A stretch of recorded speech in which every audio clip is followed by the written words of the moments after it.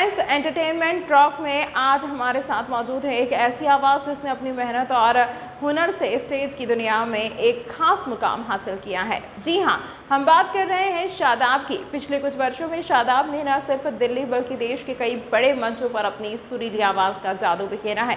चाहे कोई cultural event हो, कमर्शियल शो, कॉर्पोरेट फंक्शन या फैमिली फंक्शन, शादाब हर मंच पर अपनी परफॉर्मेंस से दिल जीतते आए हैं। मोहम्मद रफ़ी साहब को अपना प्रेरणा स्रोत मानने वाले शादाब आज के दौर में उस विरासत को आगे बढ़ा रहे हैं जो दिलों को छू जाती है। तो आइए जानते हैं उनके सफ़र की दिलचस्प बातें सिर्फ फेस एंटरटेनमेंट टॉक में, जहां हमारे साथ है फेस न्यूज़ के एडिटर डॉक्टर मुश्ताक अंसारी और गायक शादाब।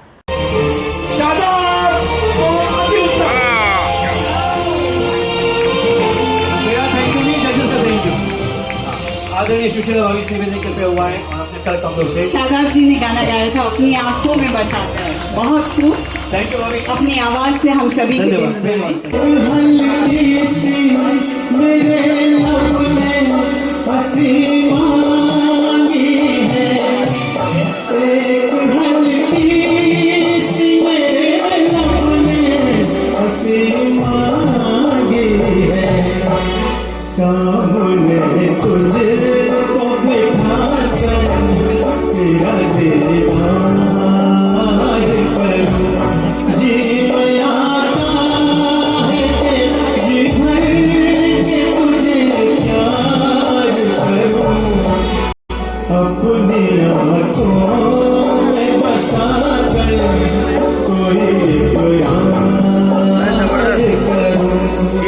इस न्यूज के प्रायोजक है सर्वोकॉन, रखे सब कंट्रोल में, अयाज परफ्यूम्स और service desk for strong tomorrow.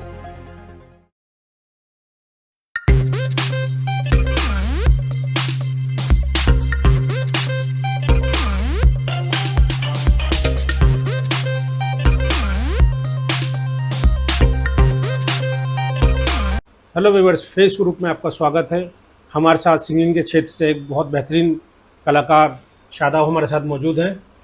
Shadab की अगर अब हम बात करें तो पिछले एक काफ़ी लंबा सफ़र इनका सिंगिंग के क्षेत्र में गुजरा है।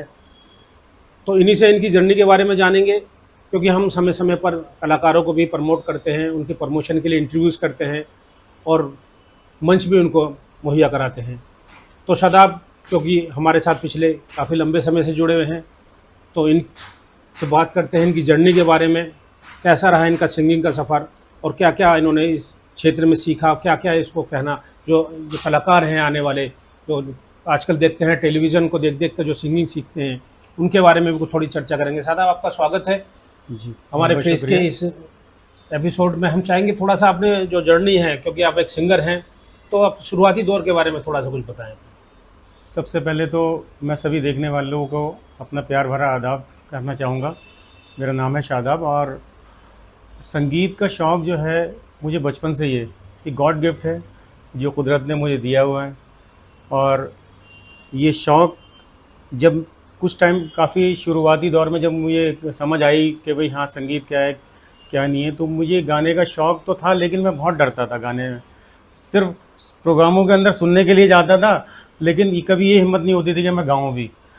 पर लोगों ने कभी कभी, जैसे मैं घर में या रिश्तेदारी में या कहीं और दोस्तों के बीच में कभी गाता था, तो वो कहते थे कि भाई शादाब यार तुम गाते क्यों नहीं ट्राई करते।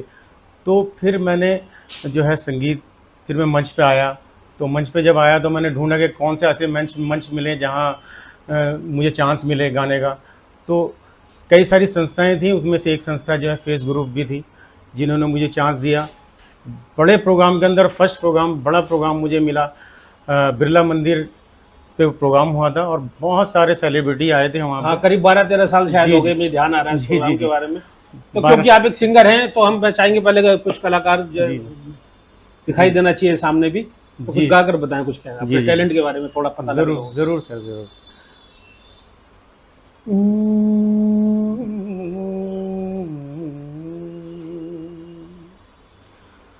जिंदगी भर नहीं भूलेगी वो बरसात की रात, एक अनजान हसीना से मुलाकात की रात। जिंदगी भर नहीं भूलेगी। हाय वो रेशमी जुल्फों से बरसता पानी, हाय वो रेशमी जुल्फों से बरसता पानी, फूल से गालों पे रुकने को तरसता पानी, दिल में तूफान उठाते हुए, दिल में तूफान उठाते हुए जज्बात की रात जिंदगी भर नहीं भूलेगी। वो बरसात की रात, एक अनजान हसीना से मुलाकात की रात जिंदगी भर नहीं भूलेगी। बहुत बढ़िया। आपने जो सिंगिंग के साथ साथ जो लफ्ज़ों की अदायगी है वो भी बहुत बेहतरीन की है आपने, जो कि आजकल के जो है यंग जो जनरेशन है जो सिंगिंग के क्षेत्र में अपना भविष्य बनाना चाहते हैं, उनके पास इस तरह के अल्फाज जो उर्दू जिसमें होती है प्रॉपर, वो कम देखने को और सुनने को मिलते हैं। चलिए, आप बात कर रहे थे प्रोग्राम की जो फेस ग्रुप द्वारा बिरला मंदिर में शायद किया गया था। जी। तो आपका वहाँ से सिंगिंग की आपने शुरुआत एक अच्छे स्तर पर शुरू की। एक अच्छे लेवल पे शुरुआत हुई और वहाँ जो वो मुझे बड़ा मंच मिला, ऐसा नहीं कि मुझे छोटा मंच मिला, बड़ा मंच मिला। उस बड़े मंच से मुझे ये लगा कि हाँ, मेरे अंदर कुछ टैलेंट है और मैं कहीं गा सकता हूँ। तो वहाँ से जब मुझे एक दिल के अंदर क्या कहते हैं उमंगें और ज़्यादा पैदा हुई कि भाई हाँ, मैं कहीं अच्छी जगह गा सकता हूँ। जब लोगों ने वहाँ मेरी तारीफ़ें की कि भाई बहुत अच्छा, और डॉक्टर हर्षवर्धन जी भी आए हुए थे, उनसे मुझे सम्मान मिला, अवार्ड मिला, तो और ज़्यादा समझ लीजिए कि गायकी की तमन्नाएं जो और बढ़ती चले गई। और फिर उसके बाद फिर मैंने रेडियो सिटी पे भी गाया, 91.1 रेडियो सिटी FM रेडियो पर। तो इस तरह से संगीत का सफ़र आगे बढ़ता चला गया और आज भी मैं काफ़ी बड़े बड़े मंचों पे गा रहा हूँ आपकी दुआ से। स्टेज की जो परफॉर्मेंस होती है और एक स्टूडियो की परफॉर्मेंस होती है, उसमें थोड़ा फर्क तो रहता है। बिल्कुल सर, बिल्कुल। तो उसमें जो आपको किस तरह जो इजी लगता है गाना, स्टूडियो में या स्टेज पर? देखिए, दोनों तो मंच ही है हमारे लिए। मंच कोई छोटा नहीं होता। हम तो छोटे मंच से आगे बड़े पे गए, और छोटे मंच में तो मैं आपको बताऊंगा कि दुनिया तो छोटे मंच पे गाती है, लेकिन मुझे जो है सीधे बड़ा मंच मिल गया। जैसे फेस ग्रुप के माध्यम से जो मुझे मिला मंच, तो मैं तो समझता हूँ कि लेकिन छोटा मंच से भी बहुत अच्छी तैयारियां होती हैं जो बड़े मंच की तरफ लेकर के जाती हैं। हमने देखा आपको एकता मिशन के भी प्रोग्राम में भी आपको गाते हुए देखा वहाँ पर। जी। उसके बाद मुझे संजय मलिक जी ने चांस दिया अपने प्रोग्राम के अंदर एकता मिशन में। तो श्री फोर्ड ऑडिटोरियम, बड़े बड़े सेलिब्रिटी, आबिदा परवीन, हंसराज हंस, गुलाम अली साहब, इन लोगों के सामने गाने का मौका मिला। वो सामने बैठे थे और हमें सुन रहे थे, तो ये बहुत बड़ी बात है। संजय मलिक जी ने वो चांस दिया था एकता मिशन के मंच पर। तो ये सब जो टैलेंट है आपके अंदर, कहीं सीखने की जरूरत पड़ी या कुछ सारा गॉड गिफ्ट ही रहा? सर, ये जो है मैं आपको बताऊं, मैंने कभी कहीं से नहीं सीखा। ये मुझे गॉड गिफ्ट कुदरत की तरफ से है। और संगीत के दिग्गजों के साथ जो मैं शुरू से मुझे बैठना पसंद था, आज भी मैं बैठता हूँ। उन्हीं से जो कुछ थोड़ी बहुत सूझबूझ और समझ मिल गई है, वही मैंने सीखा हुआ बस। क्योंकि सुरों का तो जो है तालमेल होना जरूरी है। जी। सुरों की जानकारी ज़रूरी है बस। लेकिन जो मैं आपको बता रहा हूँ कि कुछ संगीत के जानकार लोग ऐसे होते थे जिनके साथ मैं बैठता था, उनके साथ गाता था, थोड़ी बहुत जो क्लू जो है वहाँ से मुझे मिलते चले गए और मैं गाता चले गया। चलिए, फिर एक बार कोई सिंगिंग का देखें क्या कुछ। जी, ज़रूर। मैं आपको सुनाता हूँ। दिल ने फिर याद किया का टाइटल सॉन्ग थोड़ा सा गुनगुनाता ज़रूर हूँ। दिल ने फिर याद किया, बर्फ सी लहराए है।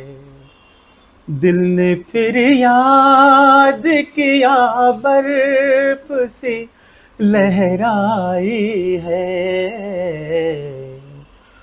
फिर कोई चोट मोहब्बत की उभर आई है।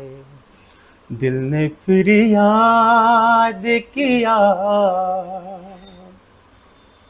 वो भी क्या दिन थे हमें दिल में बिठाया था कभी, वो भी क्या दिन थे हमें दिल में बिठाया था कभी, और हंस हंस के गले तुमने लगाया था कभी, खेल ही खेल में जो जान पे बन आई है, फिर कोई चोट मोहब्बत की उभर आई है, दिल ने फिर याद किया। चोट मोहब्बत की फिर कोई बुराई, लगता है कभी कोई मोहब्बत की चोट लगी कहीं कोई? सर ये कहते हैं ना कि जब कोई शायर होता है वो भी चोट खाया होता है, और सिंगर भी कहीं ना कहीं जो दिल से गाता है जी, जी। तो उसकी भी कहीं ना कहीं कोई कहानी होती है। जी, मुझे मोहब्बत जो है वो संगीत से ही है। सही बात तो ये है मोहब्बत, लेकिन संगीत से ही है, इसीलिए बस। रफ़ी साहब को ज़्यादा गाते हुए देखा है आपको? जी सर, शुरू से जो है मुझे रफ़ी साहब के गाने बहुत अच्छे लगते थे, तो हमेशा मैंने कोशिश यही की कि मैं मोहम्मद रफ़ी साहब के गाने गाऊं, और यकीनन मेरे लिए मेरे तो आइडल हैं वो, समझ लीजिए। क्यों पसंद करते हैं उन्हें? बस उनकी आवाज़ में जो मिठास है, जो थ्रो है, जो कशिश है, बस वो ही मुझे बहुत पसंद है। तो सिंगिंग के क्षेत्र में जैसे कि आप करते हैं, स्टेज परफॉर्मेंस भी देते हैं, और प्रोग्राम इसमें तरह तरह के होते हैं, जैसे कमर्शियल प्रोग्राम भी होते हैं, जी, कुछ आपके ब्याह शादी के प्रोग्राम। आप किस किस तरह के स्टेज पर परफॉर्म कर चुके हैं अब तक? जी, मैं ब्याह शादी के जो प्रोग्राम होते हैं वो भी अटेंड करता हूँ, एनुअल शो वगैरह जो होते हैं कंपनी के, वो उसमें भी परफॉर्म करता हूँ, और कुछ प्रोग्राम आप ही के प्रोग्रामों से सीख करके मैंने खुद अपने प्रोग्राम भी किए हैं, जो काफ़ी कामयाब रहे सर। चलिए, जो देखते हैं जो सिंगर आजकल तो देखे ना छोटे छोटे स्टूडियो बने हुए हैं, और जिन्हें सिंगिंग की थोड़ी समझ भी नहीं, मगर जो बाथरूम सिंगर जिसे कहा जा सकता है, जी जी, वो भी आप निकल के कोरोना के दौर के बाद जो है जी, स्टूडियोज में उनका निकलना शुरू हुआ है। जी जी तो उनके बारे में कुछ कहना चाहोगे? जी, ऐसा है, देखिए, अब पहले एक दौर वो था जब हमारा जो दौर था उस वक्त ये स्टूडियो नहीं हुआ करते थे, ना ही कोई इस तरह का मंच होता था कि जल्दी से मिल जाए, तो उसमें बड़ी कोशिशें करनी पड़ती हैं जब जाके इंसान को मंच वो मिलता था।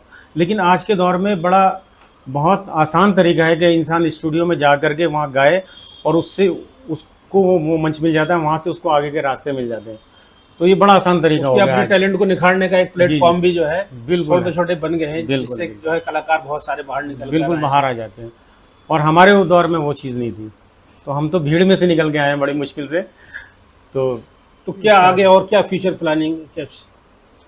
बस फ्यूचर प्लानिंग तो यही है सर कि बस अपने हम शो करें, बड़े से बड़े प्रोग्राम करें, खुद प्रोग्राम को बुक करें, और आगे बड़े से बड़े शो में जाएं, गाएं कुछ, और रियलिटी शो वगैरह जैसे रेडियो पे भी मैंने गाया, और इस तरह के शो में गाते रहे। कुछ इस तरह की ख्वाहिश भी कि बॉलीवुड की तरफ या कोई एल्बम जी, वगैरह? देखिए, ख्वाहिश तो हर एक सिंगर रखता है, लेकिन चांस मिलने की बात है, चांस मिलेगा तो ज़रूर।